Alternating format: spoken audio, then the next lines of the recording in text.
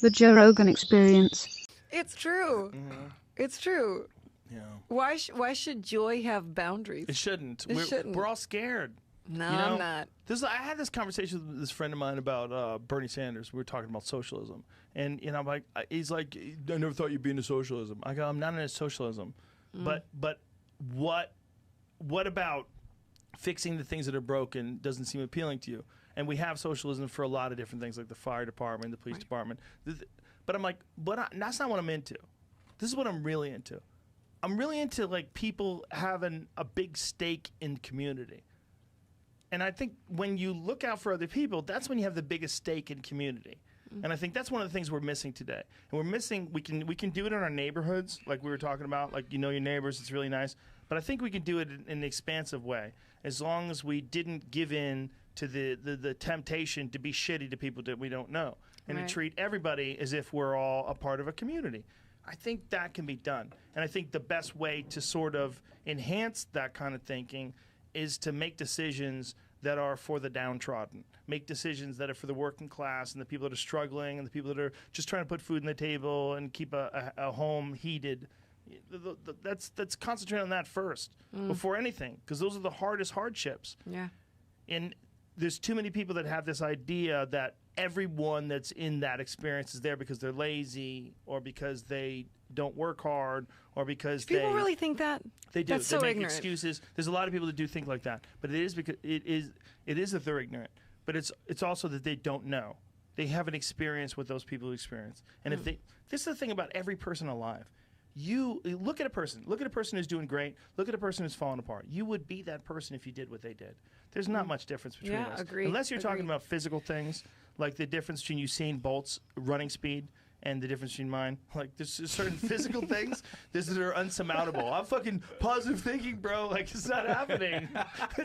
It's not happening, right? There's certain things you can't get past. Right. But there's a lot of things you can. Yeah. You know, Agreed. and one of the problems that we all have is our perception, the way Sure. we look at things. If we could look at things as more like we're all cool, we're all together. Like nobody wants you to do bad. Like let's all do good. We can all do good together. We could all go forward with that mindset. Well, and this there idea are that some we're all, people that want you to do bad, and those people need also a hug. deserve attention. Exactly. They need a They fucking need a hug. hug. They need a That's- hug. For They're all just so human scared. history, we're treating them the wrong way. Yeah. We're treating them like we need to kill them and drown them in No, the river. they're not the bad guy. It's like the hurt people thing. You know, Exactly. you just gotta Exactly. see those people and say, hey, I see you, and I'm gonna hug you, and Yes. like let's all fucking move together. Yes. And They're- then the problem yeah. is some of them are really legitimately broken. Yeah. Like some people have done a terrible job of raising their kids to the point where they've broken their kids, and those kids need to find some way back to the garden. You know, and Right. it's hard, and that's the reality of scale. The fact that there's 350 million people just in America. I mean, is that the real number? Or is that North America? Pretty close. That's fucking crazy. For us to try to put that into perspective is almost impossible. I don't think we even understand what that number means, and that we're all supposed to be a team. But I think it's possible. I think we just have to look at it the right way. Like, you have to have no room for douchebaggery. No room for That's treating... impossible. But it's not Yeah. impossible. I don't think it is. I think people just need a higher level of guidance and of understanding of the Sure. consequences of not behaving that way and the benefits of behaving that way. The problem is we look at it like it's a negative, like somehow or another it's a weakness. If you show any sort of sympathy or compassion or Right. try to have some understanding for people who are downtrodden or poor, people look at you like you're weak. Like, no, you're looking at the wrong way. You feel uncomfortable about it because it makes you feel weird, because there's too many variables, and it'd be better if you just nailed it down to a 1 or a 0. Either they're lazy or they're good, hardworking people. If they're good, hardworking people, they figure it out, and if they're lazy, they don't. It's not binary. It's not like that's exactly. the thing. That's it's like exactly we're right. so there's so much more. There's too many of us. Yeah. There's too many variables. The idea that like no one should get help, that's so crazy. I was on welfare when I was a kid. It's important. It's important for people. It keeps them fed. Yeah. Like gives people a chance. Like and that doesn't mean that people are going to come steal your money. That means we should all chip in a little bit. Yeah. But we have to figure out how to make sure that the government has our confidence, Right. that we feel like we can throw them our money and they're going to do the right thing with it, and we're going to help communities, we're going to help people. And that's what everybody's wary about for a good reason. It's because who the fuck knows who's taking your money? They don't give you an accountant sheet. They don't show you what they're spending it on. You just give it up. That's you what I know? meant earlier when I was like, I don't know what's true. I don't know. I know, it's hard. But at the same time, I think what you're saying is so powerful because, like, you can have your sort of government affiliations and, like, oh, these are the people that are quote unquote taking care of us. And then you can also take care of yourself and each other and recognize your neighbors and recognize your community and kind of build from the ground up. Know who your local representatives are, you know, for fuck's sake, like your kids in their schools and like Yes. all that stuff. Like that is a very powerful tool. Well, and even, I mean, those are official titles and official designations, and all that stuff is awesome too. But it's also just know who the fuck is around you, Right. And like, and be nice to each other and figure it out together. Like, we're all acting like everybody is not going to help you and everybody's not going to understand you. And then when that gets fed to a scale of this impossible number of 350 million people, 350 million people doesn't even make sense to us. It's so hard for us to ever understand what it's like to try to like do what's best for 350 million people. It doesn't make sense. Right. So you just do what's best for yourself and you go, it's going to work itself out. Yeah. It's going to sort itself out.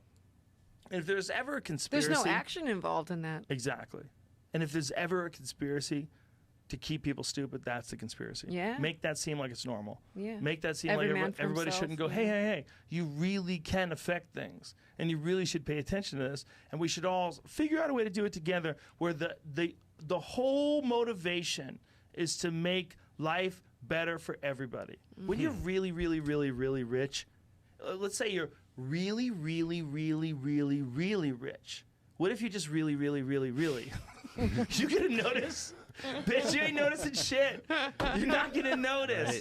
But you are contributing in a dynamic way to a system that helped you get really, really, really, really rich. See, the balancing act is not wanting to get to a place where you stifle people's need to do well because they need to have some sort of motivation. Some people do.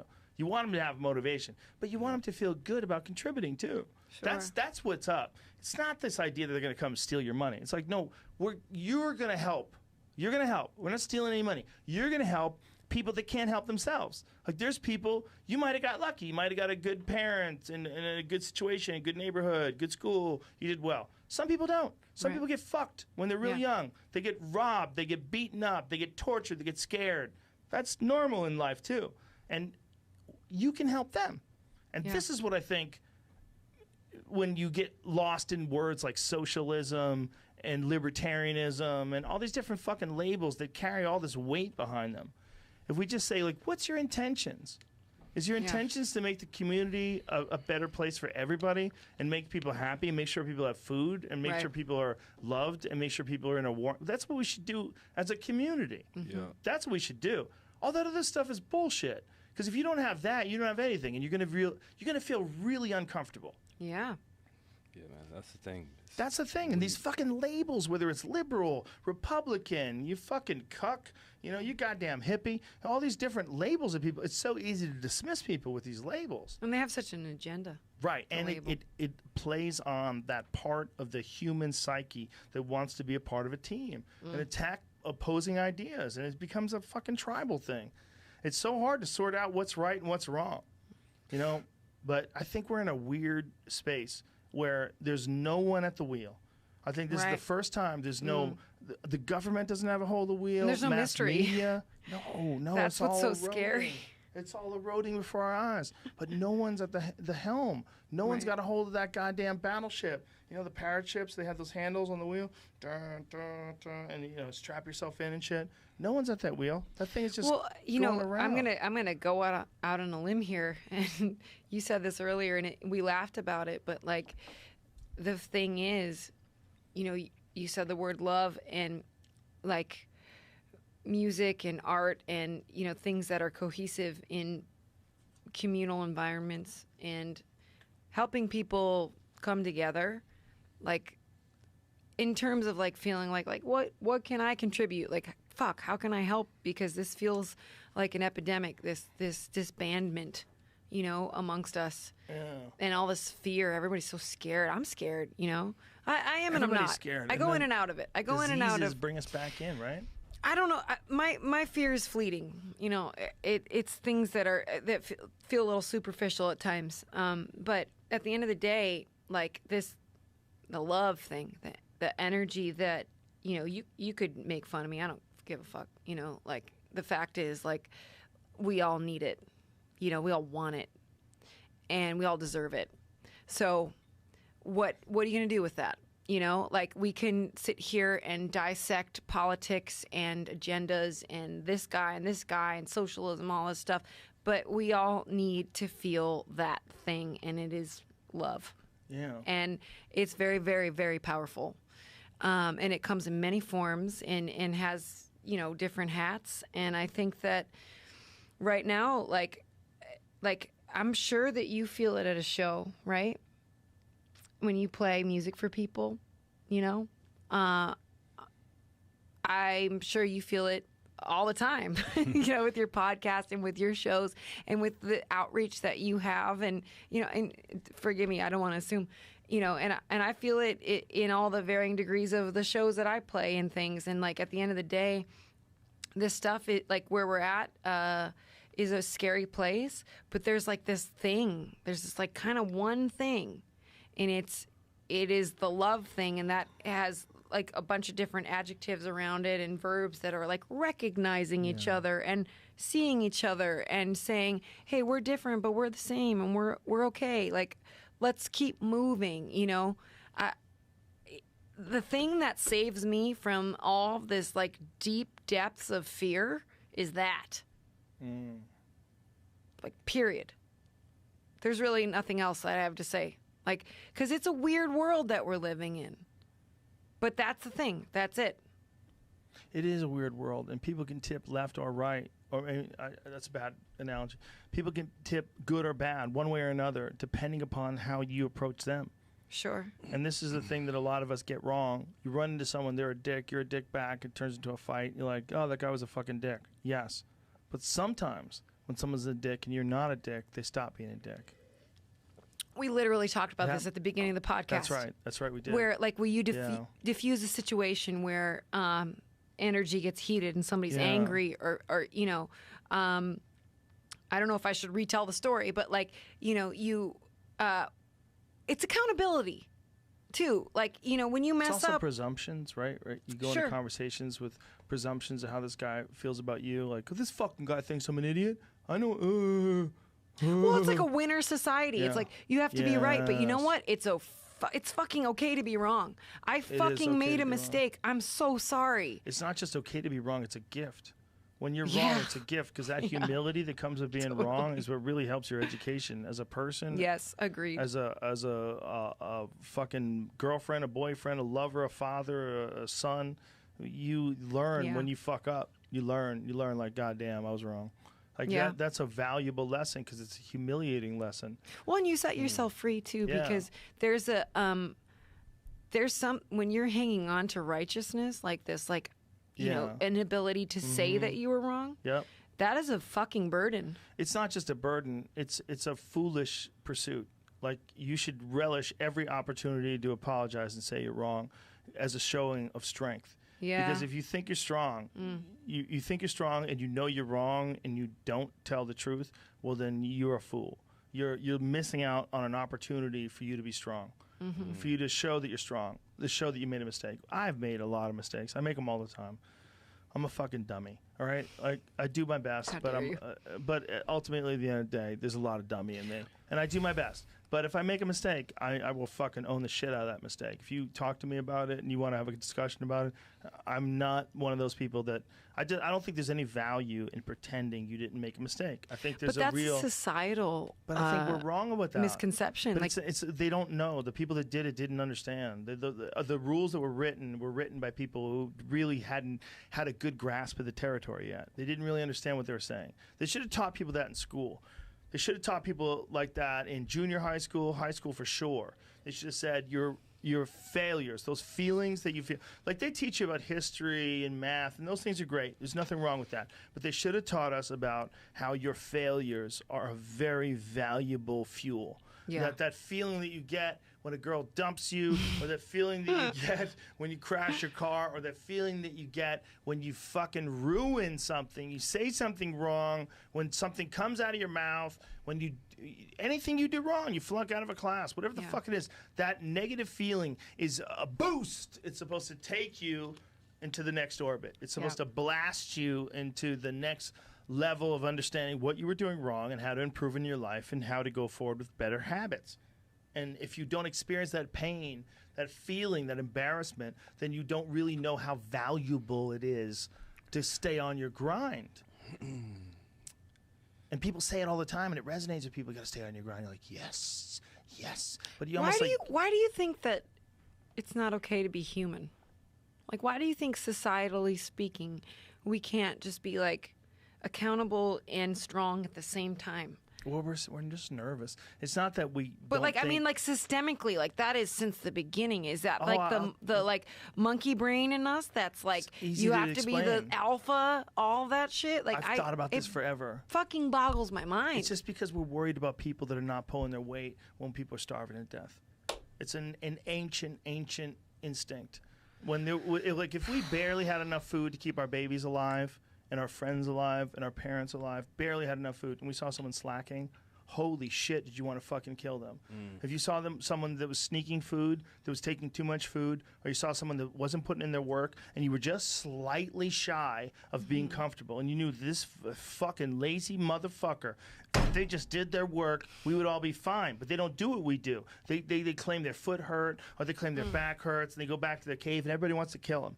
That's what the fuck that's for. It's a resource balance relationship. That's like the sort of aggression against like welfare, people that need it and people that don't, people that Exactly. you know, exploit it. I get it. Exactly.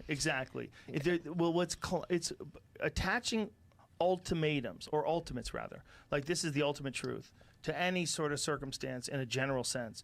Like to pretend that you have a million let's pretend you have a city of X amount of people and you have 1 million people that are on some sort of assistance, whether it's food stamps or welfare or whatever. To pretend they're all one thing is crazy. To pretend it's all one story is crazy. Yeah. One set of circumstances, that's nuts. That's nuts. The question should be like, look, there's no billionaires that are signing up for food stamps, right? There's no millionaires that are trying to get welfare money, right? So it's only when you're desperate. So the question is, like, how do we engineer society so that even the most desperate people never hit that spot?